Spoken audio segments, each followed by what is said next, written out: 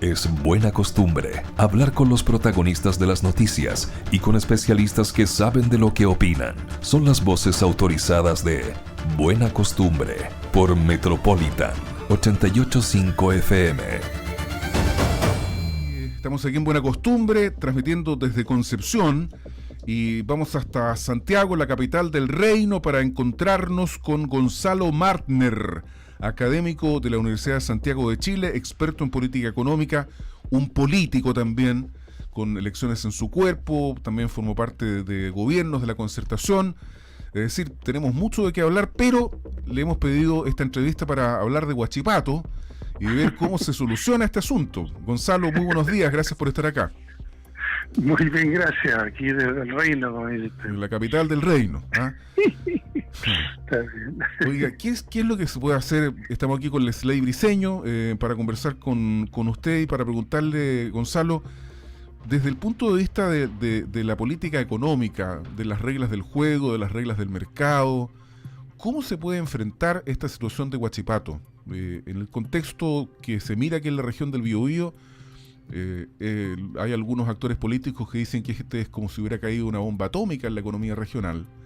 Incluso ahora se está hablando de que se podrían ver afectados 60.000 empleos. Se habla de la pérdida de 22.000 empleos directos e indirectos de Huachipato. Se ha propuesto una reforma constitucional por parte de algunos parlamentarios de la región del Biobío para gravar con un 50% los aranceles de cualquier producto que contenga acero chino que llegue al país. Ayer hubo un portazo del ministro de Hacienda, Mario Marcel, a esta pretensión de los parlamentarios de la zona. ¿Qué es lo que se puede hacer? ¿Qué es lo que debería hacer el gobierno a su juicio, Gonzalo? Sí, bueno, mire, la economía tiene una dimensión práctica. Y desgraciadamente en Chile, desde un tiempo a esta parte, desgraciadamente, se aborda desde un enfoque teológico. Hay una especie de religión del libre mercado, ¿verdad? Que no existe en ninguna parte del mundo. Fíjese que en Estados Unidos se acuñó el concepto too big to fail, demasiado grande para dejar caer. Esto tuvo especial relevancia en la crisis del 2008-2009, en donde empresas como General Motors, por ejemplo, pasaron, digamos, a manos del Estado, que después la volvió a privatizar. Mire, en el caso de Paipotes, en el caso de Huachipato, estas empresas, por razones de la economía regional y también nacional, no se pueden dejar caer. Entonces, en Chile estamos acostumbrados a dejar que las cosas estallen a último momento, y ahí se empiezan a hacer cosas. La reforma constitucional para subir un arancel al 50% no es lo adecuado, entre otras cosas porque Chile tiene que someterse a las reglas de la Organización Mundial del Comercio, donde los aranceles máximos son de 35%. No va por ahí la cosa. ¿Por dónde va la cosa? Primero, tomar estas salvaguardias, pero a su nivel de mayor posible, 30 y algo %, tomar estas salvaguardias temporales para salir de la situación de crisis. En segundo lugar, abordar la cuestión de la sobrevivencia de mediano y largo plazo de la empresa. Eso supone algún tipo de entendimiento, de detalle entre la empresa y el gobierno, que se traducirá en su momento, eventualmente, en préstamos preferenciales, y eso no está prohibido por la legislación internacional económica, y eventualmente también, ¿por qué no?, la propia participación del Estado, si necesita recapitalizar la empresa. Esas son las acciones que los Estados tienen a su disposición, y en Chile se toman como si fueran una especie de crímenes contra la humanidad, lo cual es absurdo. Ahora, el ministro de Hacienda recibe múltiples presiones de gastos de todo tipo, pero sin embargo esto tiene que considerarse desde un ángulo, como digo, de empresas que no deben dejarse caer. Las soluciones existen, están, y lo que se requiere es un diálogo práctico y preciso, y claro, una vez más, aunque yo sé que estamos en Chile, no dejar las cosas para el último momento, cuando las cuestiones se transforman en algo mucho más grave. Gonzalo, ahí un tema interesante que también nosotros hemos estado conversando bastante tiempo acá en el programa. La semana pasada teníamos al Seremi Economía y el Seremi indicaba de que desde el gobierno, desde el Ministerio de Economía, se le había hablado a la empresa y se le había dicho del año 2022 que que presentaran los papeles a la Comisión Antidistorsiones, y quisiera hacer este comentario que hizo final de dejamos todo último minuto, no solamente por parte del gobierno, sino que también por parte de la empresa, y ahí uno cabe preguntarse si es que la empresa tiene la voluntad de que Huachipato se mantenga abierta. Claro, entonces por eso es que, como le digo, estos son asuntos de definición. Repito, yo pongo el tema de la fundición de Paipote como el tema de Huachipato. El gobierno debe preocuparse de la estructura productiva, sí o no. Hay quienes, usted sabe, por doctrina, que yo insisto es una religión, dicen no, eso es un asunto del mercado. Si una empresa tiene problemas, bueno, fíjense, que si una empresa pública tiene problemas, como Paipote que es de NAMI, no, hay que cerrar. De modo tal entonces que hay un asunto de abordaje periódico, de monitoreo de las situaciones de las economías regionales y de anticipación.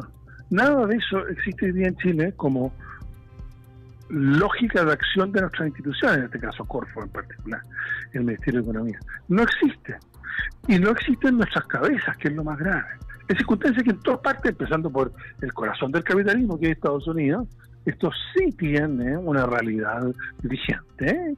Le vuelvo a repetir.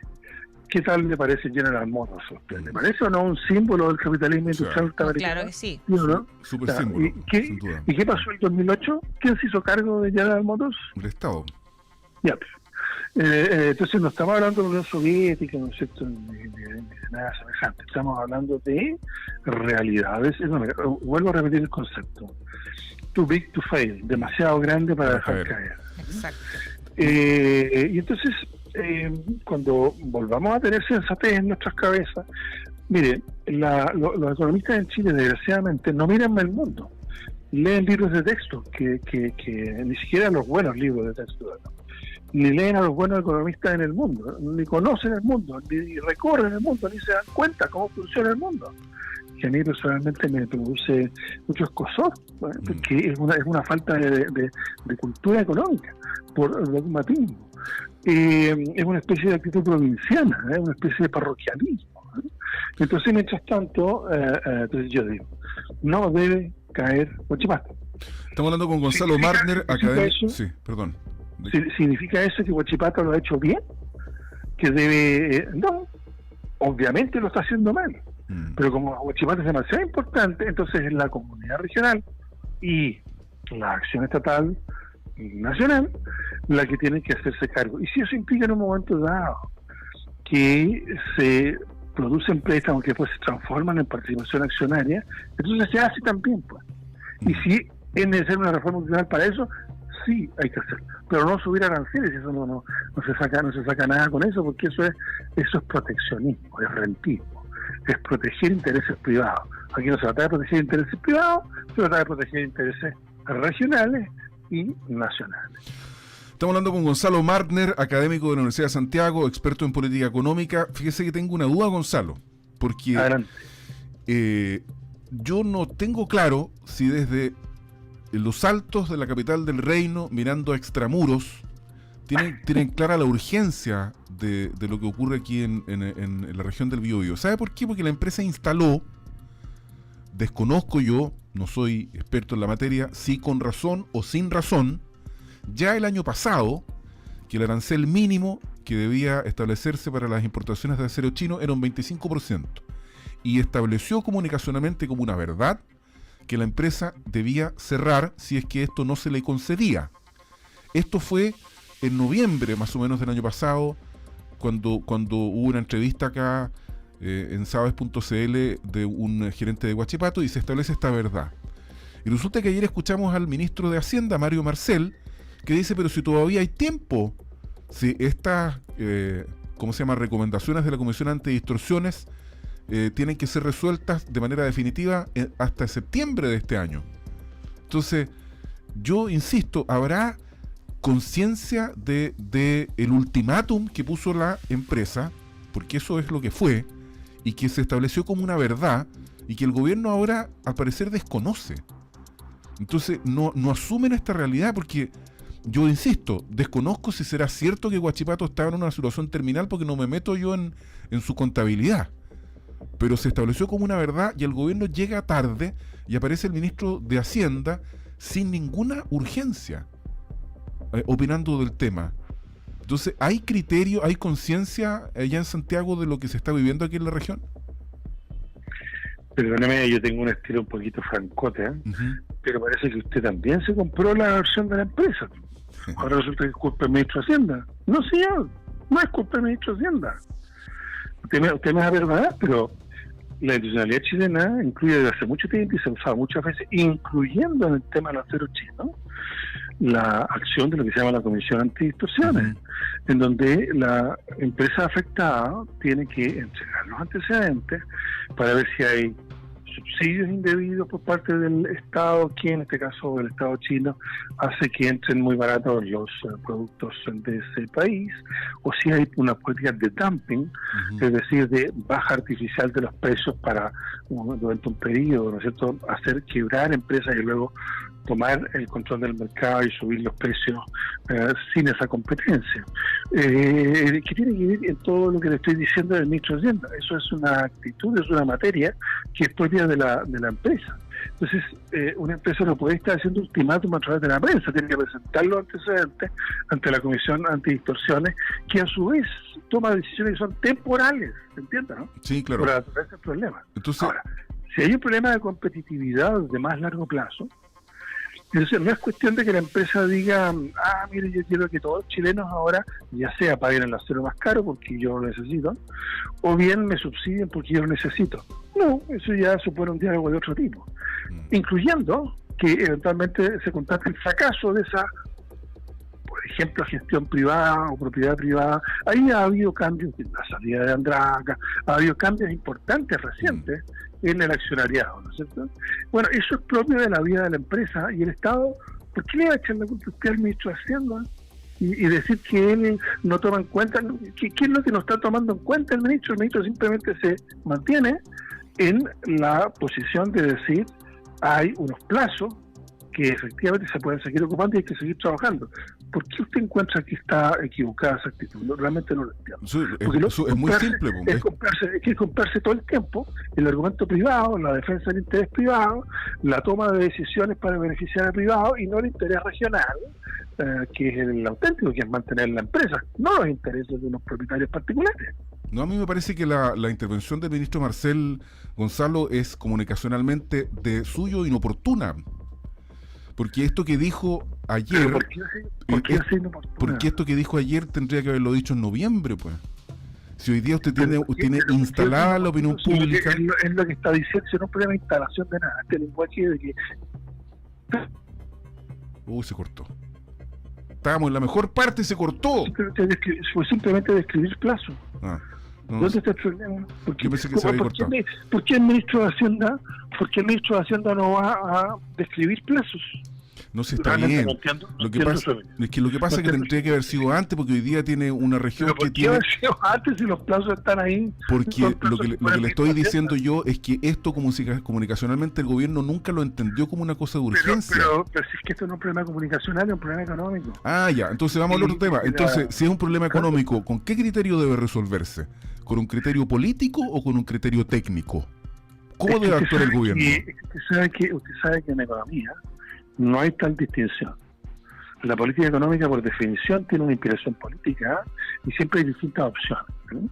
Entonces, salgámonos de esa discusión. ¿Qué es lo que es el criterio técnico? ¿Me puede explicar? Bueno, el criterio técnico es lo que resolvió la Comisión Antidistorsiones, pues. Decir, salvaguarda 15%. Entonces, ahora el gobierno, ¿cómo va a ceder? Es que eso no es un criterio técnico. Es, en mi opinión, un criterio equivocado de la Comisión Antidistorsiones.